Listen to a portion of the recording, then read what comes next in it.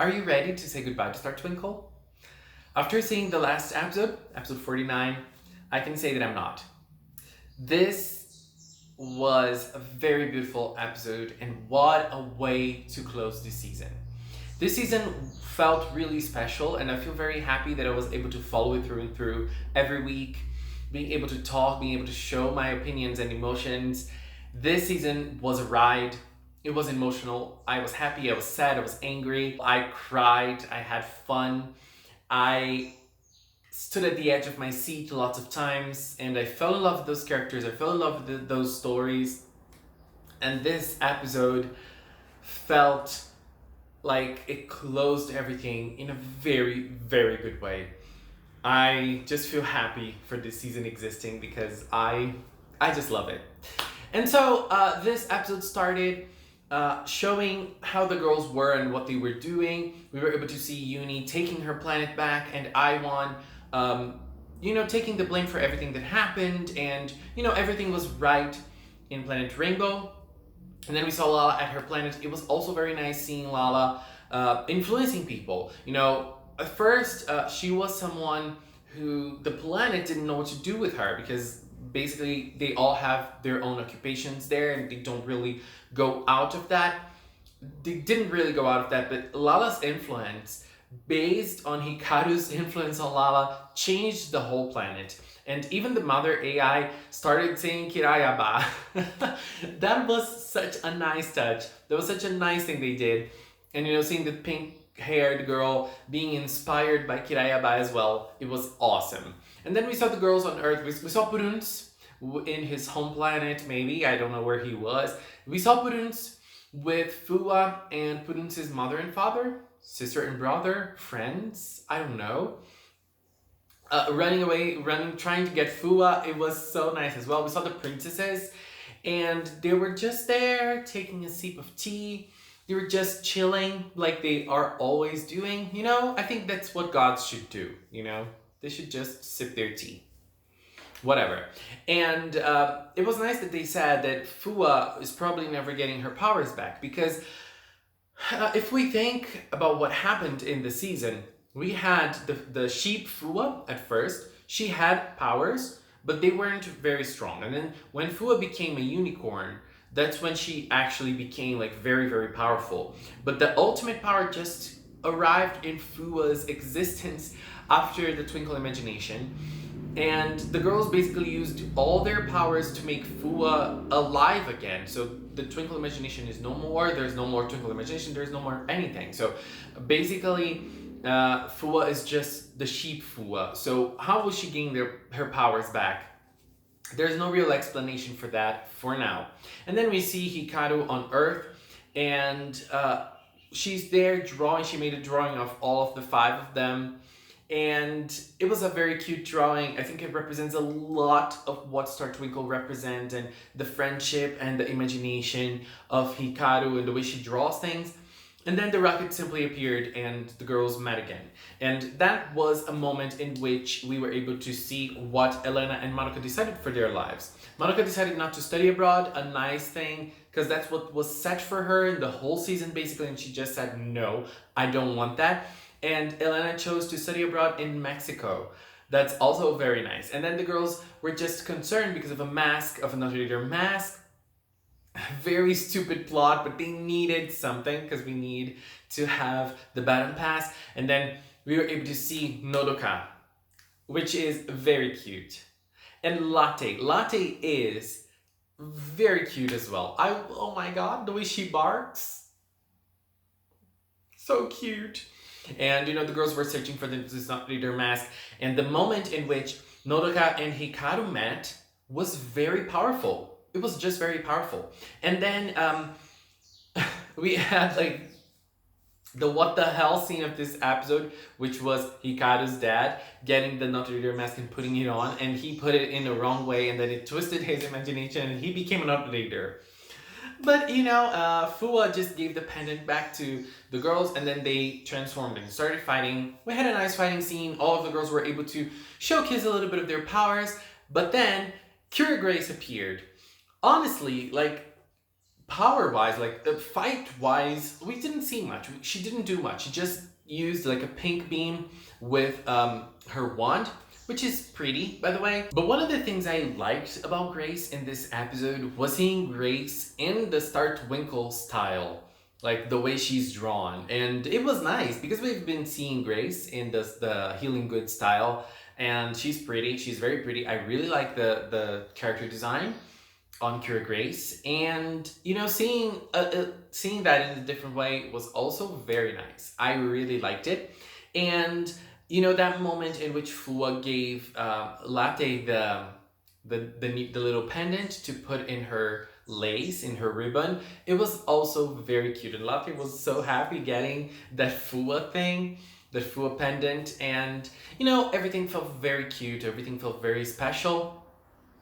And you know, they were able to save Hikaru's father with their twinkle imagination again. And then Hikaru woke up. I felt that the way they created that scene was very nice. At the start of the episode, we were able to see Hikaru's grandmother and father watching TV, and a rocket, the first Japanese rocket, was going to space. And then they asked, what is Hikaru doing? And her mom said, well, Hikaru is, and then we see Hikaru drawing as a kid. But then we go back to that scene again, and her mom says, the same scene, her mom says, Hikaru is waking up right now. Hikaru's probably ready, getting ready to go. And then we see Hikaru as an adult waking up and like getting ready because she is now an astronaut and she is going to go on that rocket. How cool is that? And then I feel like the construction of both scenes, like we saw this scene at the first time, but then what Hikaru was doing was that she was sleeping, and the first half of the episode was just a dream of Hikaru's, and now she's waking up to go to space. And she even tells Elena and Madoka in a later scene, saying that this is the first time in a while she dreamt of everyone else, maybe as cures like Lala and Yuni and everything.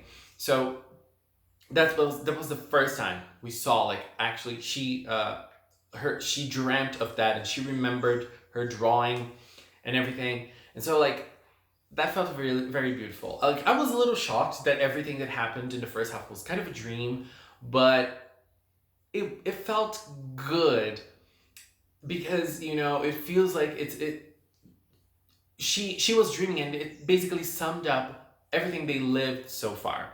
And then we started seeing things in the future perspective. Like we saw things, what things were happening in the future.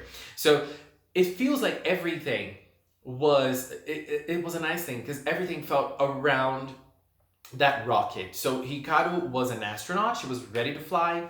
Elena was the translator, the interpreter for the flight, and she was translating everything from Japanese to English at that time. And Madoka, she was a scientist that made everything possible. So the three of them were working together, in a sense, to go to space again. For Hikaru to go to space again, because the other two aren't going, but they were part of the project. They were all part of the project. And then Elena, when I saw Elena with short hair, I honestly teared up a little bit because I love that look on her, and seeing her grown up. You know, it's like a child. When you see a child growing up, it's like my daughter, you know, like seeing her grow up like that and, you know, become a great interpreter and everything. And her family going there as well. Did you guys notice that there were 2 new kids in her family?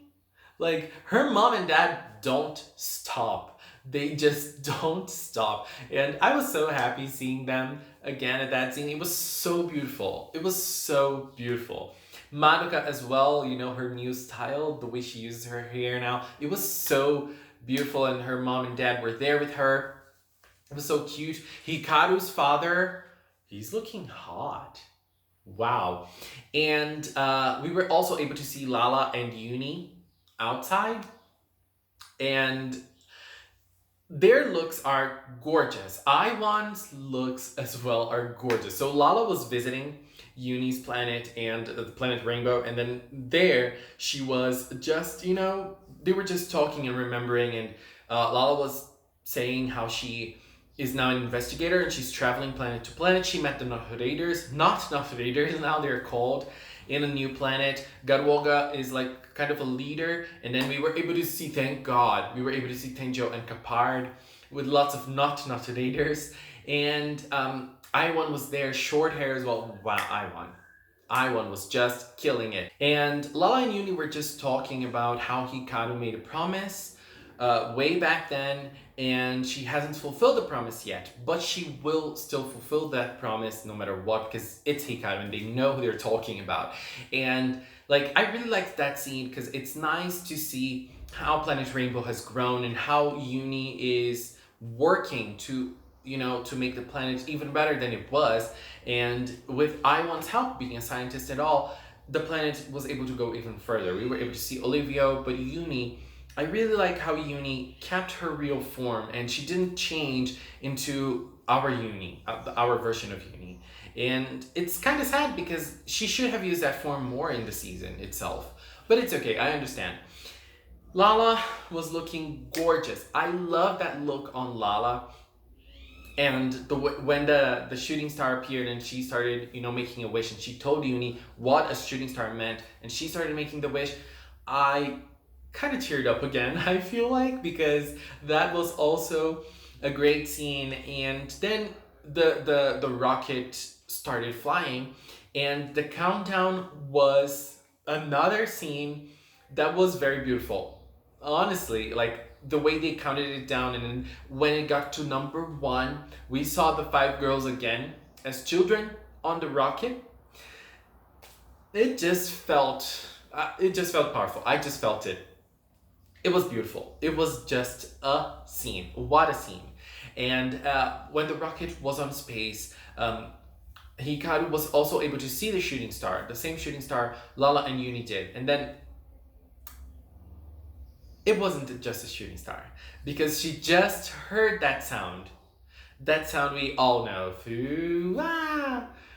And she saw that shining, the beautiful bright shining, and then she just started crying, and she just said, the episode just ended with Kiraiba. And wow, I just don't even know what to say, because that was such a way to finish Star Twinkle. I feel like it just brought it, you know.